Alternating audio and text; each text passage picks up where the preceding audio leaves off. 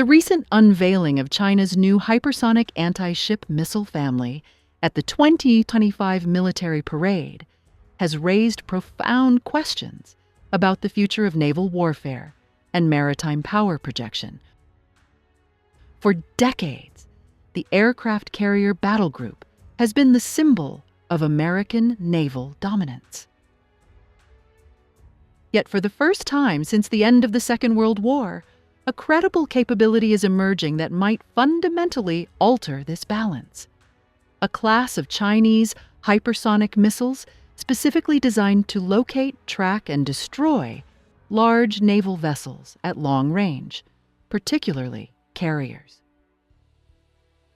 This moment represents more than a technological milestone. It signals a strategic transition in how China seeks to shape the geopolitical environment of the Western Pacific. The hypersonic missiles introduced by China, namely the YJ-17, YJ-19, and YJ-20, are not merely incremental upgrades to older anti-ship systems. They represent a shift in physics-based advantage. Hypersonic weapons travel at speeds above Mach 5 and potentially up to Mach 10, reaching velocities that dramatically compress the defender's reaction window. Their airframe designs appear optimized for wave rider or dual cone configurations, enabling stable flight at extreme speed while maintaining maneuverability in terminal phase.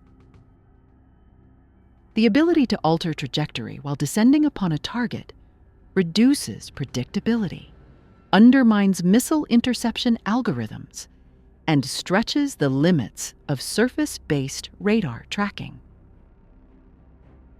When combined with stealth-optimized shaping and reduced radar cross-section, these weapons challenge even the most advanced missile defense ecosystems.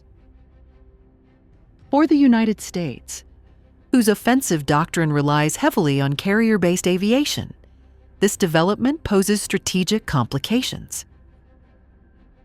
The carrier battle group has historically been protected by layered defenses including Aegis radar, Standard Missile 2, and Standard Missile 6 interceptor missiles, evolved Sea Sparrow missiles, and C-RAM systems.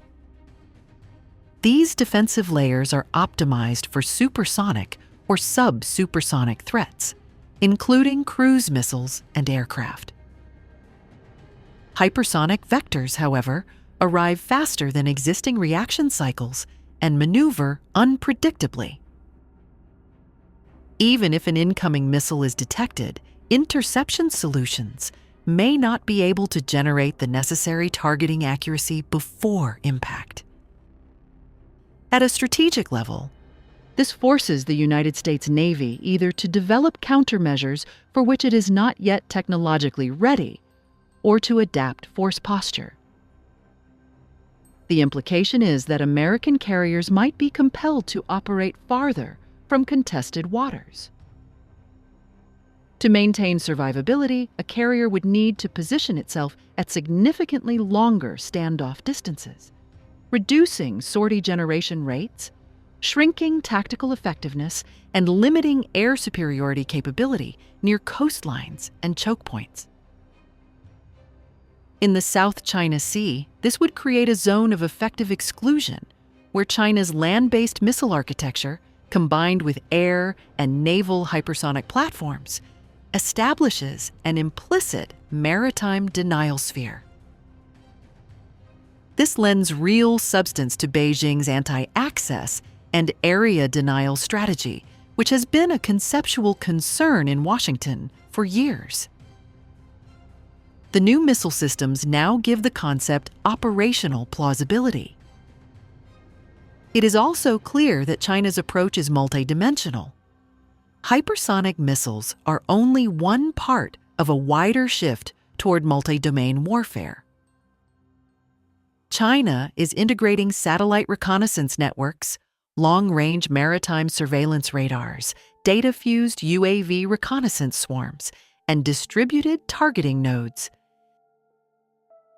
These systems, working in synchrony, can guide hypersonic weapons with real-time updates, further reducing the chance that a carrier can evade or confuse incoming threats. This architecture reflects a Chinese focus on systems of systems integration rather than isolated platform performance. It suggests that China understands that hypersonic capability alone is insufficient without persistent tracking and targeting. The perception of these developments has triggered responses not only in the United States, but across the Asia-Pacific.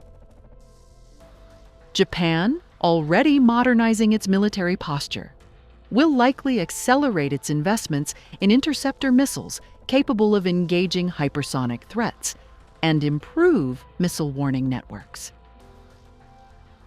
South Korea may expand similar systems while diversifying its own conventional missile inventory. Australia, through the AUKUS framework, will increasingly prioritize submarine deterrence, recognizing that deep water hiding remains one of the few domains where carriers lose relevance and detection becomes more challenging. India, meanwhile, views the Chinese hypersonic expansion as a reason to strengthen naval forces in the Indian Ocean and refine doctrine for counter-carrier operations. For Southeast Asia, the psychological impact is as significant as the military one. States like the Philippines, Malaysia, and Vietnam now observe that China is not only expanding its territorial claims through coast guards and island construction, but also configuring a regional military posture in which it could theoretically prevent outside powers from intervening. This complicates traditional assumptions that the United States Navy could reliably counterbalance China in maritime disputes. Even if a conflict never occurs, the mere perception of vulnerability alters diplomatic leverage. From a global technological perspective, China's hypersonic unveiling positions it as one of the very few countries capable of deploying such systems in operational quantity. The world now witnesses a new arms race centered not on nuclear arsenals alone, but on kinetic strike speed. The United States and Russia both pursue hypersonic programs, but China's emphasis on anti-ship applications is particularly consequential. If hypersonic missiles become sufficiently widespread, they may erode the strategic rationale for carrier-centric force projection worldwide.